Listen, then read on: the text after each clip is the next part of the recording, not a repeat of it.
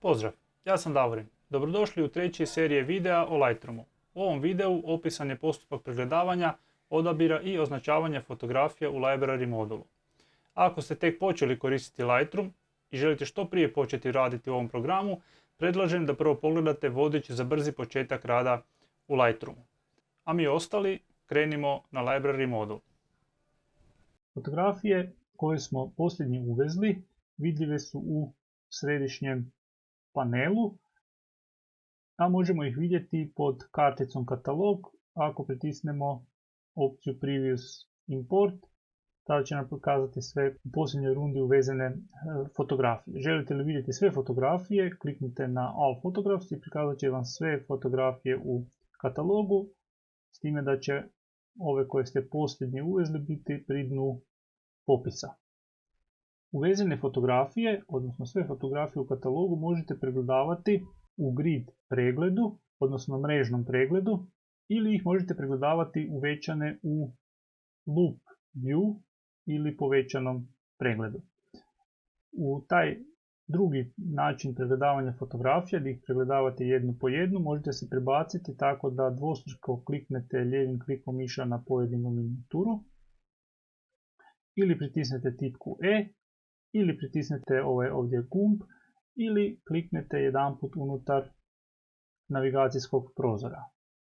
U ovom načinu pregleda fotografija, među fotografijama se možete kretati pritiskom na kursorske tipke, i to lijeva i desna kursorska tipka, ili lijevim klikom miša na pojedinu minijaturu.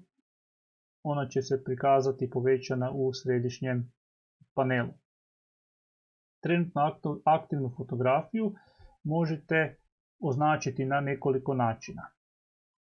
Prvi je taj da joj možete dodijeliti jednu od dvije zastavice. Bijela zastavica znači da je fotografija odabrana za daljnju obradu, odnosno za ostanak u katalogu, a crna zastavica znači da je fotografija odbačena, odnosno označena za brisanje. Ne morate nužno dodijeliti neku od zastavica, one mogu ostati i neoznačene, naravno. Pa možemo ovoj fotografiji dodijeliti zastavicu za odbacivanje. Nisam baš zadovoljan kako je ispalo, pa ću klikom na crnu zastavicu, ta ista zastavica će biti prikazana u minijaturi. Isto tako u mrežnom pregledu će ta zastavica biti vidljiva. Želite li pobliže pogledati fotografiju, i to isto možete učiniti da biste zaista se uvjerili da je ili vrijedna da ju ostavite ili nije dovoljno kvalitetna pa ju treba obrisati. Ovdje je pogrešan i fokus i nisam baš zadovoljan s njom, tako da ona svakako ide u otpad. Zastavicu, osim klikom na zastavicu, možete dodijeliti i da konkretno za crnu pritisnete tipku X. Ako ste se zabunili pa ste krivo označili zastavicu, možete ili promijeniti status tako da kliknete na zastavicu druge boje, ili znači za bijelu zastavicu kliknemo na bijelu zastavicu ili pritisnemo tipku P, za crnu zastavicu kliknemo na crnu zastavicu ili pritisnemo na tipku X, ili ako želimo odznačiti, onda pritisnemo tipku U. Sad fotografija nema ni jednu zastavicu. Ovo smo rekli da ćemo odbaciti. Sljedeća nije nimalo bolja od ove prethodne, pa i ona ide u otpad. Treća po redu mi se nešto više sviđa, pa ću nju ostaviti kao odabir.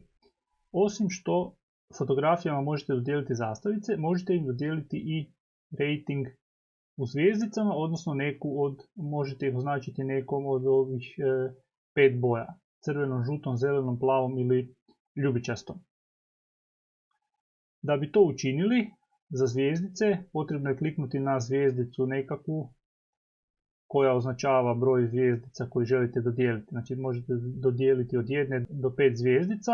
Ako želite promijeniti, možete kliknuti na neku drugu zvijezdicu, a ako želite poništiti, samo kliknite na istu zvijezdicu koju ste prethodno kliknuli. Zvjezdice možete dodijeliti i tako da koristite brojčane tipke i to za zvjezdice od 1 do 5 za jednaki broj zvjezdica. Da bi maknuli zvjezdice, recimo tipkom 5 dodijelit ću 5 zvjezdica, da bi zvjezdice maknuli ne možete ponovno pritisnuti tipku 5, nego trebate pritisnuti tipku 0. Pa ću ja ovoj fotografiji dodijeliti 3 zvjezdice, što kod mene znači kao ajde ono ima potencijala za obradu. Sljedeća fotografija, odnosno sljedeće dvije fotografije su također vrlo slični kadrovi. Njih mogu pregledavati ovako jednu po jednu, ali je onda dosta nezgodno stalno skakati s jedne na drugu da bi ih direktno usporedili. Pa možete koristiti pregled za usporedbu, Compare View, kojega aktivirate klikom na ovaj gumb ili pritiskom na tipku C. Da bi ove fotografije bolje vidjeli, možete si osloboditi dodatan prostor,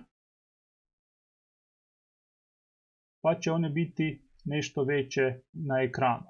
I sada ih možete direktno gledati. Imamo prvu koju smo odabrali, taj je osnovni odabir i onda s tom fotografijom uspoređujemo sve ostale koje vidimo u desnoj strani ekrana. I sad možemo bolje vidjeti oba dvije fotografije, istovremeno ih vidimo i možemo točno procijeniti koji nam se kadar više sviđa. Dodatno možemo klikom bilo gdje na ovu koju smo odabrali, istovremeno zoomirati i ovu drugu koja je kandidat da ju zamijeni i jednostavno prošetati kroz obje fotografije i vidjeti kako u kojoj nam je recimo fokus bolji, gdje nam je oštrina bolja i tako dalje. Znači s kojom smo zadovoljni. Ponovnim klikom mišem na ovu odabranu fotografiju, obje fotografije se vraćaju u način pregleda da su cijele vidljive. U ovom načinu pregleda ih možete i isto tako možete dodijeliti zastavice klikom miša u dijelu sa svakom zastavicom za odabranu ili odbačenu i možete im također dodijeliti i rating. Ja ću obje ove fotografije zadržati, pa ću pritisnuti tipku P za odabir i ovoj ću dodijeliti 4 zvjezdice, a ovoj ću dodijeliti 3 zvjezdice, ali isto zastavicu da je odabrana. Ponovnim pritiskom na tipku C vraćam se u pregled samo ove prvo odabrane fotografije. Vratit ću panele. Znači sve panele možete maknuti odjedanput ako trebate prostora da bi pregledavali fotografiju što veću. Pritisnite tipku Shift i Tab, tada se svi paneli osim ove alatne trake privremeno zatvaraju i možete na miru pogledati fotografiju. Naravno dalje možete se kretati kroz fotografije kursorskim tipkama. Ponovnim pritiskom kombinacije tipki Shift i Tab vraćate sve panele i najnormalnije dalje počnete raditi. Rekli smo da fotografije možete označiti i bojom. Možete ih označiti tako da kliknete jednostavno na kvadratić s određenom bojom.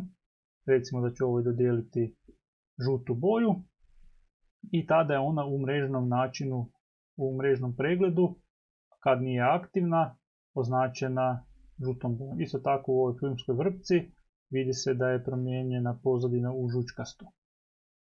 Tako da za svaku boju će i pozadina promijeniti se u tu boju. Tako da znate kojom bojom je fotografija označena. Isto tako u mrežnom pregledu ispod fotografije u desnom kutu vidi se i mali kvadratić gdje se vidi točno kojom je bojom fotografija označena. Možete kliknuti na njega lijevim klikom i odabrati neku drugu boju. Možete promijeniti boju bez da koristite ove kvadratiće u alatnoj traci. I možete isto tako maknuti oznaku boje sa svih fotografija. Da bi to učinili ne mora prethodno biti postavljena boja. Znači možete jednostavno otići do fotografije, kliknuti na nju i kliknuti u kvadratić te dodati neku od boja. Boje možete dodati i pritiskom na tipke, jednako kao i zvjezdice. Za zvjezdice smo koristili tipke od 1 do 5, a za boje ćemo koristiti tipke od 6 do 9. Od 6 do 9 to su 4 broja, a boja je 5. Pa tako za posljednju, odnosno ljubičastu, nemamo dodijeljenu nijednu brojčanu tipku, jer tipku sa brojem 0 koristimo za resetiranje broja zvjezdica. Pa onda ljubičastu možemo dodijeliti klikanjem na kvadratić s bojom, odabirom boje iz padajućeg menija ovdje, ili desnim klikom na fotografiju i set color label i odaberemo opet boju koju želimo dodijeliti, u ovom slučaju ljubičastu.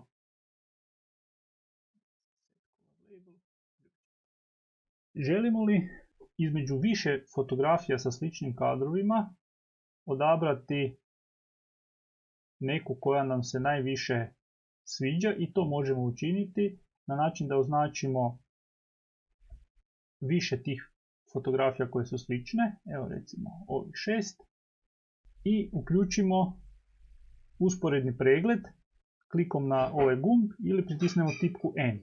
Znači sa N možemo uključiti usporedni pregled.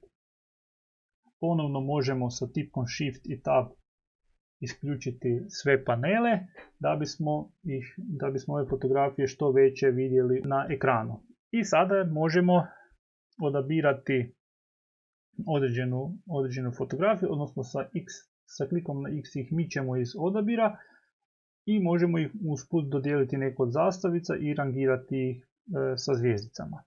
Također možemo im dodijeliti i nekakvu naljepnicu, odnosno možemo ih označiti bojom.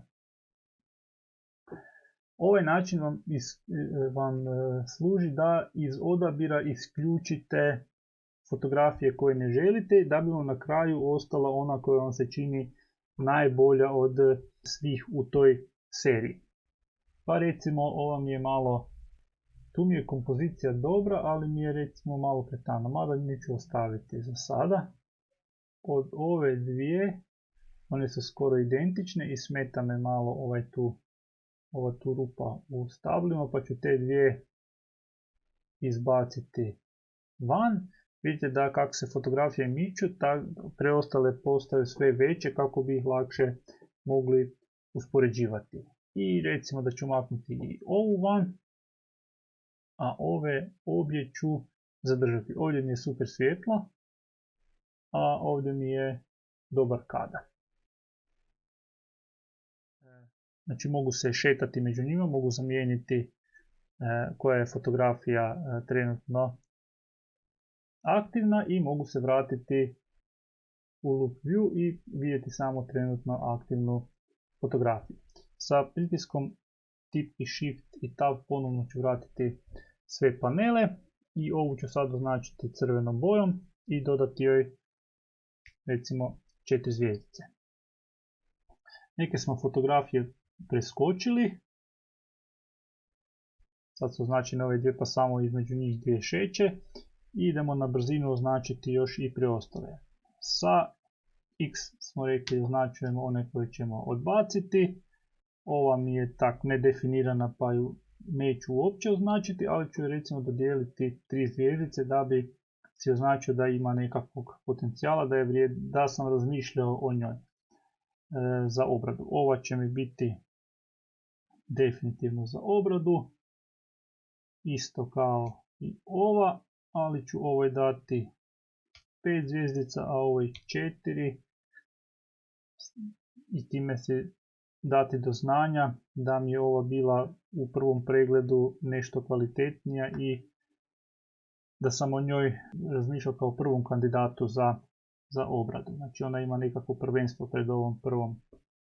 Ova mi nije dobra, ona je snimljena samo kao primjer kako u kompoziciji djeluje kad linija vodilja je postavljena okomito prema pozadini. Znači primijetite da vam sad pogled samo šmugne niz ovu granu prema pozadini. Tako da ću ostaviti za edukacijske svrhe dodijelit ću joj 3 zvjezdice, ali ju neću maknuti. Ovdje, iako je nakošen kadar, ove ću obje fotografije zadržati i također ću im dodijeliti 3 zvjezdice, ali pošto su gotovo identični kadrovi, njima ću istu boju dodijeliti da bi ih mogao kasnije brzo pronaći.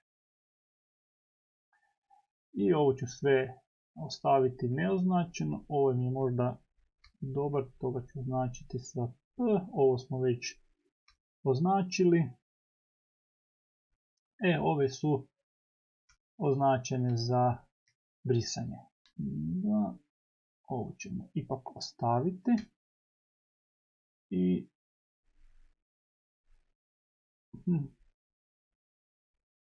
neka i ovo ostane. Isto kao i ove. To je serija malo dužih ekspozicija. Ovo neću označiti, samo ću dodijeliti 3 zvjezdice. I dolazimo do ovih. Ovo ništa. Isto 3 zvjezdice. Ovo ću odabrati. Dugu ekspoziciju ovu također. Recimo ću ovu i ovu odabrati, a ovu ću odbaciti. Ovo nek ostane. Ovu ću odbaciti i ovo će ostati. Sad smo pregledali sve fotografije. Njihov status možemo u bilo kojem trenutku promijeniti. Klikom na nju, na neku fotografiju, možemo ju promijeniti rating, promijeniti zastavicu. Znači sve se može promijeniti kad god to poželimo. Sad kad imamo sve fotografije označene, možemo ih filtrirati unutar mrežnog pregleda i to na način da koristimo filter iznad filmske vrpce. Klikom na zastavicu bijelu bit će prikazane samo fotografije koje su označene zastavicom za odabir. Znači ovo su sad odabrane fotografije. Ako kliknemo na crnu zastavicu, bit će prikazane i odabrane i one koje su predviđene za brisanje. Da bi maknuli odabrane fotografije, znači da bi maknuli one koje su odabrane za daljnju obradu iz ovog filtera, moramo ponovno kliknuti na bijelu zastavicu i sada nam ostaje samo ove koje su označene za brisanje. Tu ih ponovno možete pregledati i još jedanput odlučiti da li su zaista za brisanje ili nisu. Isključivanjem filtra ponovno će biti prikazane sve fotografije. Isto tako možemo ih po ratingu koji smo im dodijelili sa zvjezdicama filtrirati i to na način da odaberemo prvo da li će biti taj rating, odnosno njihov status veći ili jednak odabranom broju zvjezdica, jednak ili manji od odabranog broja zvjezdica ili isključivo jednak broju odabranih zvjezdica. Ja ću staviti da status bude veći ili jednak i kad kliknem na 3 zvjezdice bit će prikazane sve fotografije kojima smo dodijelili 3 ili više zvjezdica. Ali zato kad kliknem na 5 zvjezdica onda će biti pokazane samo one koje imaju 5 ili više. Ne možete im više zvjezdica dodati, znači bit će prikazane samo one koje imaju 5 zvjezdica. Kad to promijenimo, jednako je, onda će biti i kliknemo na 3 zvjezdice, onda će biti prikazane samo one koje imaju 3 zvjezdice kao svoj status, odnosno rating. Taj filter isključujemo ponovnim klikom na zvjezdicu, na broj zvjezdica kojim smo ih i filtrirali. Znači jednim klikom uključimo filter, drugim klikom isključimo.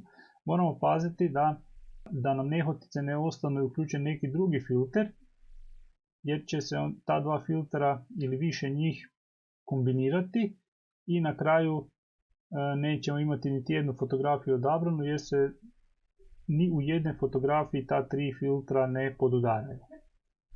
pa onda treba malo pripaziti kod filtriranja da filtriramo na pravilan način. Sad, kad pregledavamo fotografije,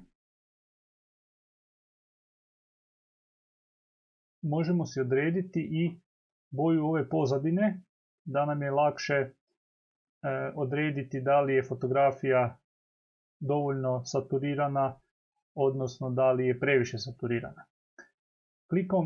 Desnim klikom miša na pozadinu možemo odabrati boju pozadine koja će biti prikazana iza fotografije, odnosno na kojoj će fotografija biti prikazana. I možemo odabrati od potpuno bijele preko raznih nijansi sive sve do potpuno crne. Za pregledavanje, a pogotovo za obradu, nikako vam ne bih preporučio korištenje ovih krajnjih vrijednosti, znači niti potpuno bijele, niti potpuno crne. Čak ni ova svjetlo siva nije baš pogodna, najbolje su vam za odabir ove u sredini, čak i ova tamnija siva je bolja od ovih svjetlih varijanti. Znači srednje siva ili ova tamnija siva. Osobno koristim ovu tamniju sivu, ponekad ovu svjetlije sivu, ali uglavnom te dvije nijanse sive koristim kad pregledavam i obrađujem fotografije. One su najneutralnije u odnosu na boje unutar fotografije, pa možete prilično dobro ocijeniti kad će cijela fotografija biti presaturirana, odnosno kad nije dovoljno saturirana. Za fotografije crno-bijele možete koristiti ili potpuno bijelu ili potpuno crnu pozadinu, jer vam može pomoći da lakše podesite tonove fotografije. Ja ću staviti na ovome srednje sivome sada.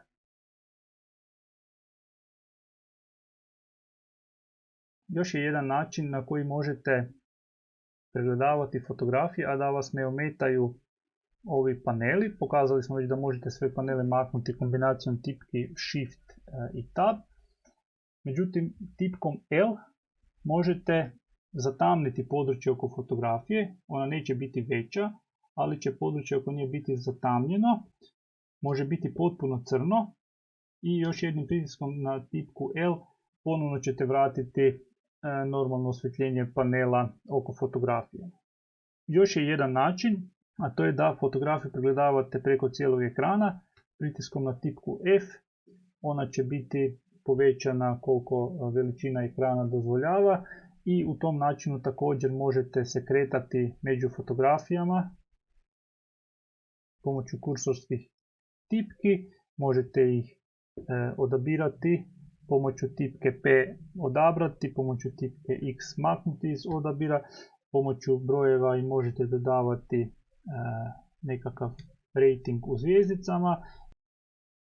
I u ovom načinu pregleda možete promijeniti boju pozadine, što svakako preporučam, pa opet možete koristiti neku od ovih nijansi sive. Na taj način ćete, ponavljam, najbolje vidjeti da li vam je fotografija presaturirana.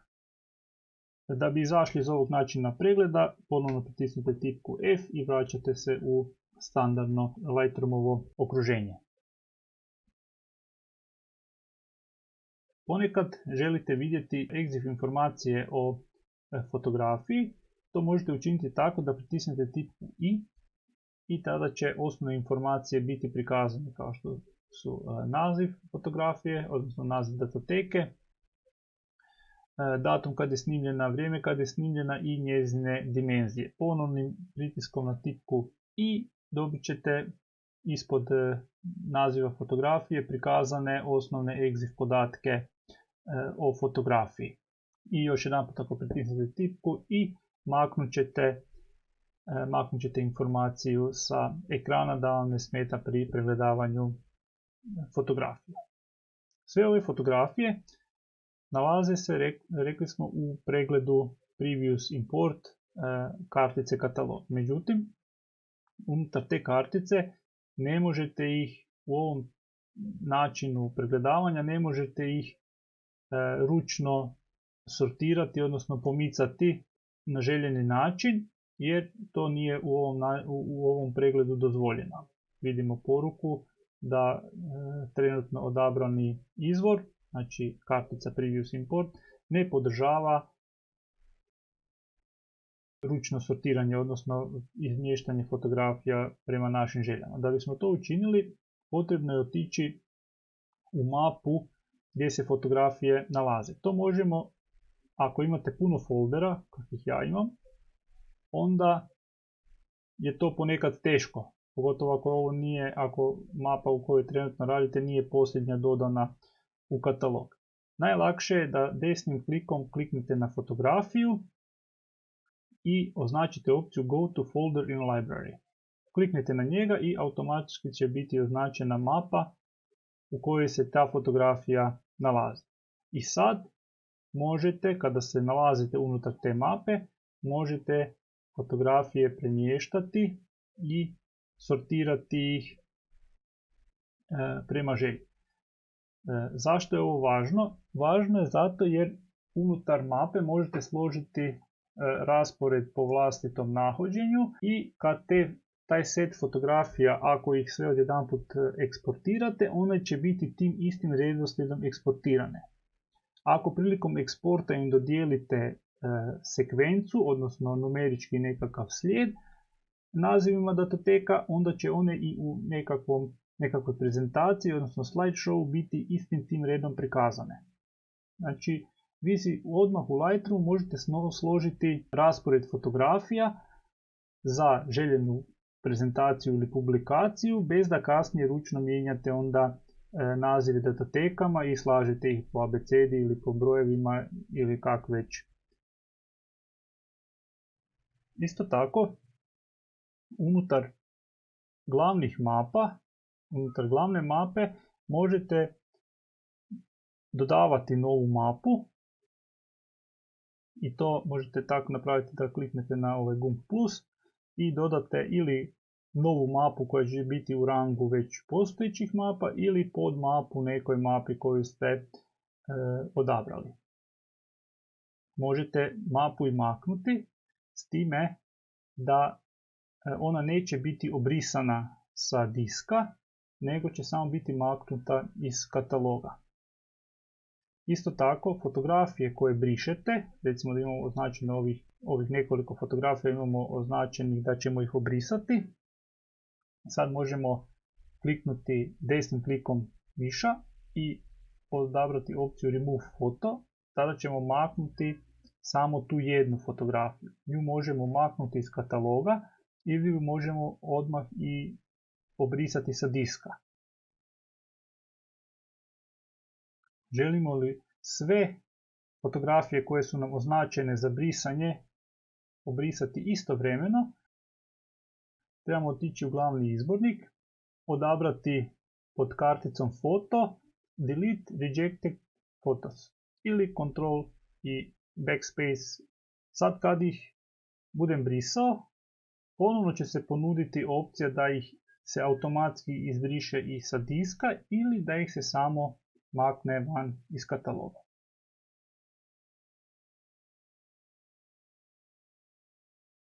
U mrežnom pregledu možemo uključiti filtere pritiskom tipke Ctrl i L.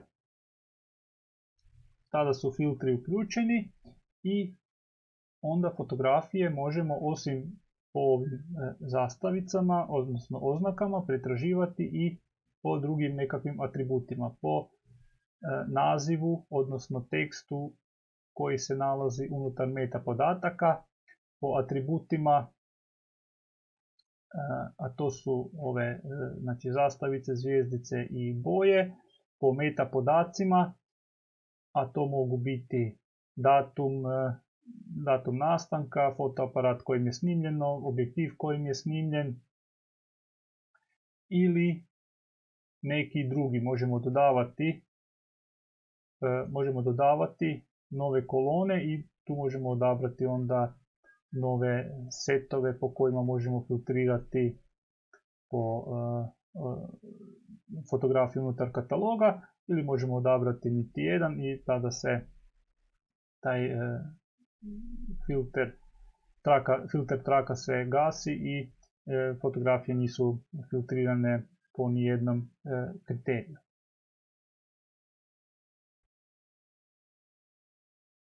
Fotografije koje pregledavamo unutar library modula i kasnije obrađujemo i u develop modulu možemo dodavati u kolekcije. Kolekcije, odnosno zbirke fotografija, ne ovise o fizičkoj lokaciji fotografije na disku. Znači u jednoj kolekciji, a vidite da ih ja imam preko nekoliko, može biti različitih fotografija iz različitih mapa sa različitih diskova. Isto tako jedna fotografija može biti u nebrojeno mnogo različitih kolekcija.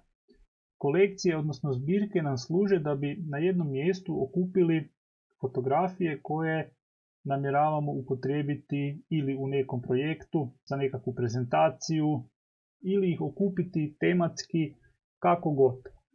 Ja recimo imam kolekciju čamci u kojoj se nalaze fotografije čamaca. Isto tako imam kolekciju drava u kojoj se nalaze fotografije drave. Naravno ne sve. Isto tako ja imam najviše kolekcija složenih po lokacijama ili po tipu fotografije. Znači kolekcija mojih astrofotografija. Kolekciju je najlakše stvoriti tako da odaberete nekoliko fotografija.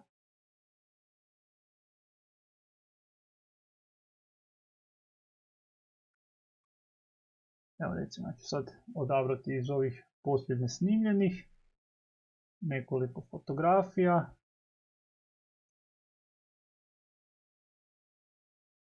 Evo, nek budete sve. Desnim klikom otvorite i možete dodati u target, u ciljanu kolekciju. Ili možete stvoriti novu kolekciju klikom na plus kraj na kartici kolekcije i označiti, kad joj dodate ime, recimo drava rašlje, možemo odrediti da bude unutar nekog seta tih kolekcija i označimo da se uključe odmah ove fotografije koje su označene i stisnemo na Create. I tada će se pojaviti u popisu kolekcija nova kolekcija i odmah će ovih 10 fotografija biti unutar nje. Sad, da bi pristupio tim fotografijama, dovoljno je samo mi kliknuti na kolekciju drava rašlje i one će biti odmah sve prikazane u središnjem panelu.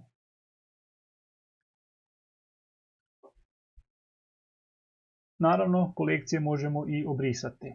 Kako je stvorimo, tako možemo obrisati. Ništa se fotografijama unutar kolekcije neće desiti. Samo će ta virtualna zbirka fotografija biti obrisana s ovog popisa i te fotografije više neće na taj način biti okupljene na jednome mjestu. Osim toga, Lightroom nam nudi nekakve svoje pametne kolekcije iz kojih možemo onda odabrati recimo sve fotografije unutar kataloga koje su označene crvenom bojom. Znači jednom od ovih 5 boja koje sam spomenuo ranije. Isto tako možete napraviti i svoju kolekciju koja će označavati sve fotografije označene nekom drugom bojom. Zatim sve fotografije unutar kataloga koje su označene sa 5 zvjezdica. I tako dalje. Kolekcije su dakle vrlo elegantan način da si okupite neke fotografije koje su vezane tematski ili vezane po projektu na jednom mjestu i vrlo lako im pristupate. Vi sad vidite da recimo moj katalog ima 68.804 fotografije, a u kolekciji se nalaze i fotografije koje su recimo snimljene 2009. ili 2012. Sad da mi fotografija nije u kolekciji, meni treba puno vremena da bi tu fotografiju pronašao jer bi se trebalo sjetiti datuma ili se moram sjetiti ključnih riječi i pretraživati onda katalog. Ovako znam da mi je recimo vezano uz nekakav, evo, u moju kolekciju najboljih fotografija za pokazati u Fotoklubu Čakovec. I sad su mi sve fotografije koje sam se odabrao za pokazati u Fotoklubu Čakovec na jednom mjestu. Ne moram ih ponovno pretraživati, svaku u svojoj mapi unutar kataloga. Iako je ovo još i laki zadatak jer su sve unutar jedne godine snimljene. Dobro, toliko o kolekcijama. Osnovna kolekcija, samo još ovo da dodam, znači osnovna kolekcija vam je uvijek ova brza kolekcija. To je defaultna, znači postavljena kolekcija od strane Lightrooma.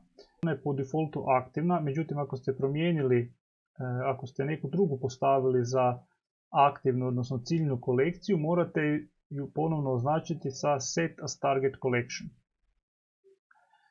Kad je ona označena, odnosno bilo koja od ovih kolekcija može biti ciljna kolekcija, recimo Drava, postavimo ju kao Target Collection i sad unutar ovih importiranih fotografija, posljednjih, koje su sve snimljene na Dravi, možemo dodati klikom na kružić u gornjem desnom kutu minijature, možemo dodati fotografiju u ciljnu kolekciju. Ili možemo označiti nekoliko njih i dodati ih desnim klikom miša Add to Target Collection.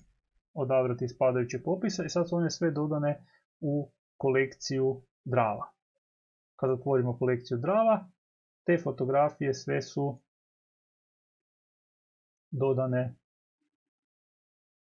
Moram promijeniti pogled pa ponovno aktivirati. Znači kad otvorim kolekciju Drava, te fotografije su dodane u tu kolekciju. Jednako tako, ako želimo da nam ova brza kolekcija bude aktivna, moramo ju postaviti kao aktivnu. Što ona je kad prvi put otvorite Lightroom, jer drugih kolekcija tada nemate. Isto tako kolekciju možete, kad dodate fotografiju u kolekciju, možete ju snimiti. I snimi sad na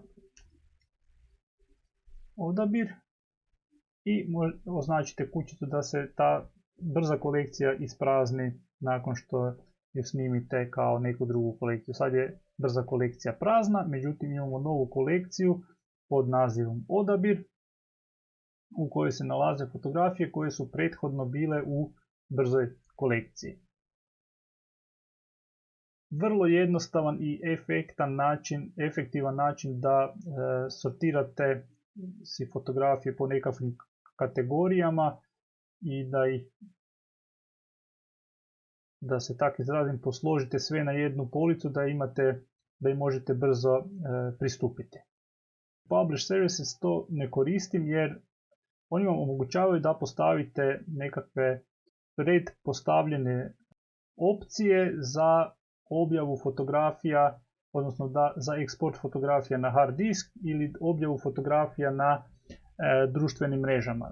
Da bi recimo iz Lightrooma mogli direktno objavljivati fotografije na Facebooku, potrebno je Lightroom povezati sa Facebookovim računom, sa vašim Facebook računom i ovdje možete onda postaviti parametre jednako kao i kod izvoza fotografije. Znači možete odrediti što će sve uz fotografiju biti prikazano. U EXIF fotografije možete ju preimenovati, podesiti joj veličinu i kvalitetu, postaviti vodeni žig i ona će prilikom korištenja ovog servisa za objavu biti automatski uploadana na vaš Facebook račun.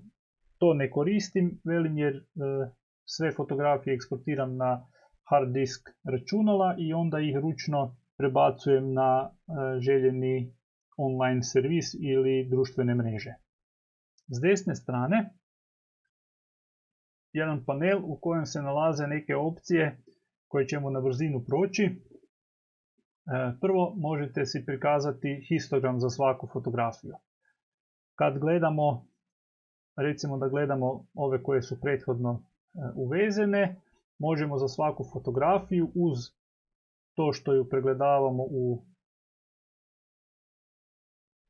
kao malo veću na ekranu, znači možemo vidjeti sve detalje, možemo i konzultirati histogram i vidjeti da li nam je zaista neki dio fotografije preeksponiran ili podeksponiran. Isto tako, ne moramo uključivati informaciju o fotografiji, jer ispod histograma imamo ukratko EXIF podatke. Znači ova fotografija je snimljena na sljedećim postavkama ISO 100, 16 mm žarišne duljine, otvor blende f/11 i ekspozicija je trajala pola sekunde. Kućica ispod histograma nam omogućava da, ako još nismo, izgradimo pametni predpregled fotografije. O pametnim predpregledima pričali smo u videu o uvozu fotografija u Lightroom. Nakon toga imamo postavke nekakve za brzu obradu fotografije. Brza obrada, pitate se čemu kad imate develop modul. Pa brza obrada nam nudi da na brzinu postavimo nekakve automatske vrijednosti predefinirane kako bi velik broj fotografija na brzinu recimo postavili na nekakvu automatski white balance ili podesili ekspoziciju. To radimo kad imamo veliki broj fotografija koje ne treba dodatno obrađivati, ali ih treba malo podesiti da bi ih mogli proslijediti dalje. Recimo kad prosljeđujete fotografije novinama pa imate 15, 20, 30 fotografija sa nekog događaja, onda ovdje možete označiti te fotografije i kliknuti samo da se primijeni nekakav od ovih preseta ili da ih sve odjedanput tretirate kao color fotografiju, odnosno crno-bijelu fotografiju, da im svima postavite jednaki white balance i tako dalje. Znači možete automatski odrediti, postaviti vrijednosti ekspozicije koju onda možete i korigirati za jedan ekspozicijski korak prema gore ili prema dole ili za trećinu ekspozicijskog koraka. Znači jednako kako podešavate na fotoaparatu, tako možete i ovdje korigirati. Isto tako može se korigirati clarity, odnosno lokalni kontrast u većim ili manjim koracima, te vibrance, odnosno zasjećenje, za živost boja. Ili možemo jednostavno resetirati sve postavke i ne se s time zamarati. Ovo sam koristio možda 2 put ili 3 put od kad obrađujem fotografije, jer srećom uvijek imam dovoljno vremena za obraditi fotografije u develop modulu. Međutim, ponuđeno je ako nekome treba da to učinite i ovdje na brzinu. Sljedeća kartica nam služi za dodavanje ključnih riječi. Ovdje ih vidite, možete ih ovdje i dodavati, a možete ih dodavati i ovdje u ovo polje. Ako dodajete više od jedne ključne riječi, morate ih odvojiti zarezom. Ako ste prilikom uvoza fotografijama dodali neku ključnu riječ, ona će biti vidljiva ovdje u ovom većem polju. Dodatno onda možete samo nastaviti dopisivati ključne riječi ili jednostavno ovdje ih dodajete u ovom manjem polju. Lightroom vam može i predložiti neke od ključnih riječi, ovisno o tome koliko ste ključnih riječi već koristili, i možete odabrati neki od predefiniranih setova ili izgraditi vlastiti set ključnih riječi. Ovdje je konkretno aktivan set Outdoor Photography koji uključuje ključne riječi vezane uz boravak i fotografiranje na otvorenom. Sljedeća kartica nam prikazuje listu svih ključnih riječi korištenih u katalogu. Uz svaku ključnu riječ, ako recimo ovoj dodamo ključnu riječ samo za, sad ćemo ovoj dodati Drava. Sad ćemo ovdje na popisu ključnih riječi vidjeti ključnu riječ Drava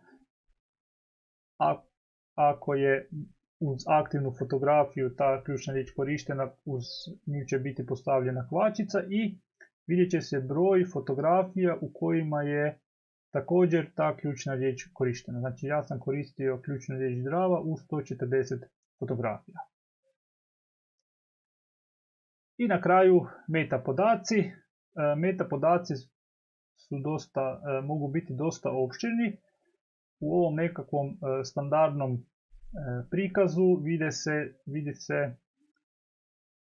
vide se osnovni podaci o fotografiji, znači njezin naziv. Možete dodati naziv kopije, vidi se mapa u kojoj je spremljena, status, da li su metadata podaci mijenjani ili nisu. Mi smo dodali ključnu riječ pa su meta podaci promijenjeni. Ovdje možete unijeti naziv fotografije i prošireni naziv fotografije koji će biti prikazani recimo na web stranicama ili u programima za prelom, odnosno za izradu knjiga koji koriste ta polja iz opisa fotografije da bi automatski radili potpise pod fotografijama. Zatim, ko je autor fotografije, status copyrighta koji možete postaviti na copyrighted ili na public domain ili nepoznato. Ako je copyrighted, time se dali do znanja da vas za korištenje fotografije onaj ko fotografiju želi koristiti mora kontaktirati. Ako ste označili da je fotografija public domain, tada svatko može koristiti ovu fotografiju za koju god svrhu želi. Ako je unknown, onda onaj ko je pošten će vas odmah kontaktirati, a onaj ko nije će se pravdati da nije znao pa će koristiti fotografiju kako god želi. Isto tako možete dopuniti podatke o kreatoru. Copyright možete ručno upisati, a ovaj kreator će vam se pojaviti ako u fotoaparatu imate podešeno ko je autor fotografije, pa će onda automatski ovdje biti upisan. Možete unijeti ručnu lokaciju nekakve, recimo Drava kod Hrašćana.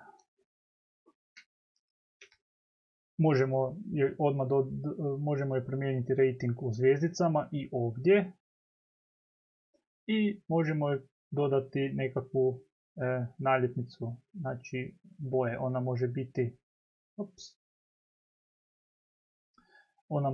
može biti dodijeljena nekakva boja, crvena, žuta, zelena i tako dalje.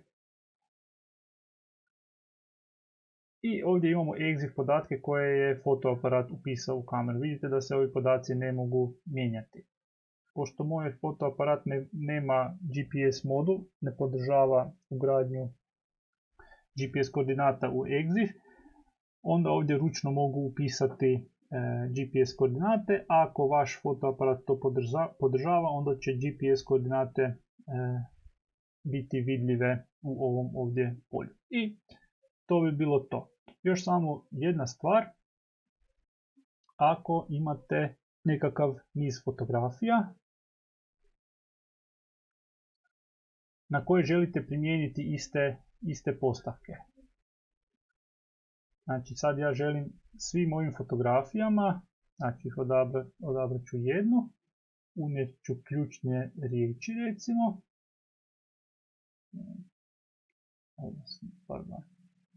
Ovako, keywording i dodat ću ovdje ovako.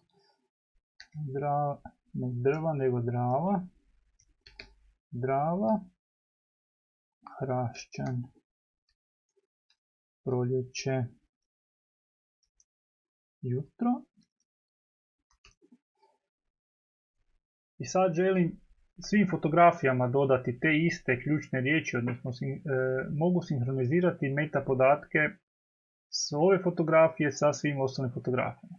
Sad mogu označiti sve ove dravske i kliknuti Sync metadata. Otvorit će mi se novi prozor gdje ću ja morati potvrditi samo da se sve ključne riječi prenesu na sve ostale fotografije. Isto tako mogu upisati dodatno znači mogu ispuniti ovaj obrazac u cijelosti i kad stisnem Synchronize, svi meta podaci će biti prebačeni sa prve fotografije na sve preostale. Sad kad kliknem na bilo koju od tih fotografija, vidjet ću da one sadrže iste ključne riječi koje sam unio u prvoj fotografiji. To možemo ponoviti za ovaj set fotografija. Repica, proljeće, zarez sam zaboravio.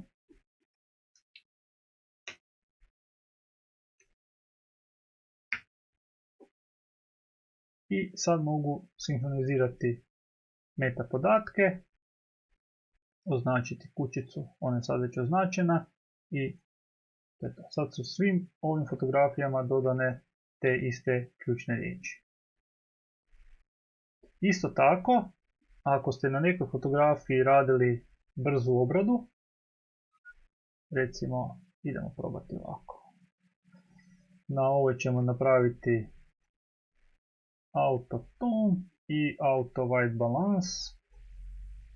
I sad tu istu postavku želim prenijeti na ovu susjednu fotografiju. Mogu ju označiti i kliknuti na Sync Settings.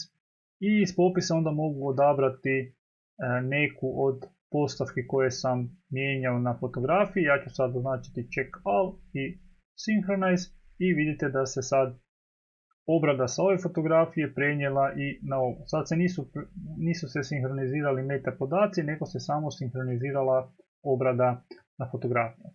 Dakle, kad imate set sličnih fotografija, snimljenih pod jednakim svjetlosnim uvjetima, ne morate svaku fotografiju pojedinačno obrađivati, nego možete obraditi prvu iz te serije i zatim sve postavke obrade prenijeti na preostale fotografije u seriji. I ovime bi završio video o library modulu. Ako ima nekakvih pitanja, slobodno ih postavite u komentarima. Mogu vam detaljnije odgovoriti o svakoj pojedinoj stavci iz library modula. Ako vam se video sviđa, ako ga smatrate korisnim, možete stisnuti like, možete se pretplatiti ako se još niste i do sljedećeg videa, pozdrav!